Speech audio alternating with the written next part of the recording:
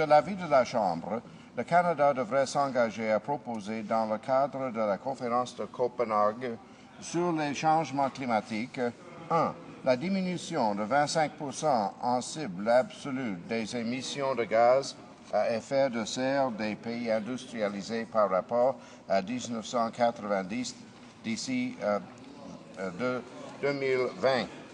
2.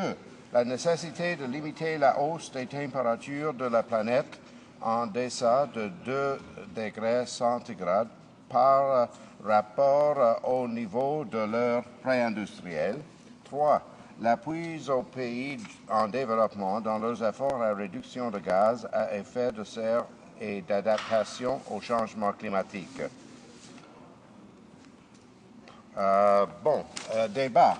L'honorable député de Rosemont, la patrie. Merci beaucoup, Monsieur le Président.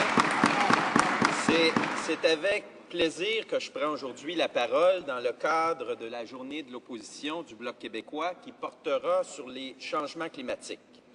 Alors que nous avons déjà été marqués par une crise alimentaire et financière, les preuves démontrant l'ampleur des conséquences économiques, sociales et environnementales des changements climatiques ne cessent de s'accumuler. Face à cette situation, il importe de prendre nos responsabilités et de faire en sorte que le Canada soit un leader dans la lutte au changement climatique. Ainsi, cette motion vise à faire en sorte que le Canada, de plus en plus isolé sur la scène internationale, n'arrive pas les mains vides à la conférence de Copenhague qui se réunira en décembre prochain.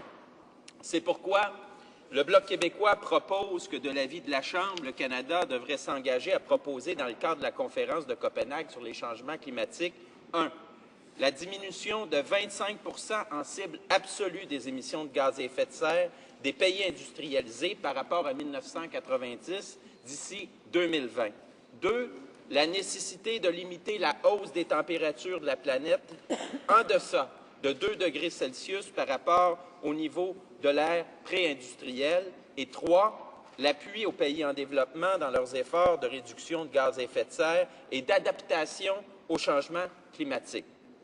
Le 22 octobre dernier, le Programme des Nations unies pour l'environnement présentait son projet de New Deal vert mondial, une initiative encourageant les investissements dans les technologies propres et les ressources naturelles pour faire redémarrer l'économie. Les changements climatiques, parce qu'ils augmentent la vulnérabilité des populations et des écosystèmes en diminuant leur capacité de résilience, ont une incidence directe sur les populations les plus tributaires des ressources naturelles pour subvenir à leurs besoins. Si la variabilité climatique a longtemps été considérée comme un problème technique, elle apparaît aujourd'hui comme indissociable aux problèmes d'ordre social, culturel, économique et politique. Les scientifiques du GIEC s'entendent pour dire qu'il est impératif de limiter la hausse des températures de la planète en deçà de 2 degrés Celsius par rapport au niveau de l'ère pré-industrielle si l'on veut limiter l'ampleur des catastrophes qui s'abattront sur la planète. Ceci implique qu'il faut réduire les émissions de gaz à effet de serre en cible absolue entre 25 à 40 % par rapport à leur niveau de 1990 d'ici 2020.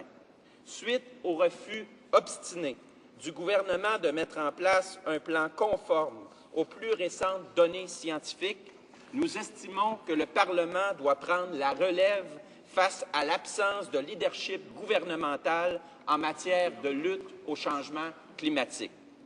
Cette initiative d'économie verte vise à générer des emplois verts et à établir des politiques et des instruments de marché capables d'accélérer la transition vers une économie durable. L'ONU accordait 24 mois aux nations pour préparer un plan visant la réalisation de transitions indispensables. Le Canada doit répondre à l'appel de l'ONU. Malheureusement, le Canada est encore à la traîne.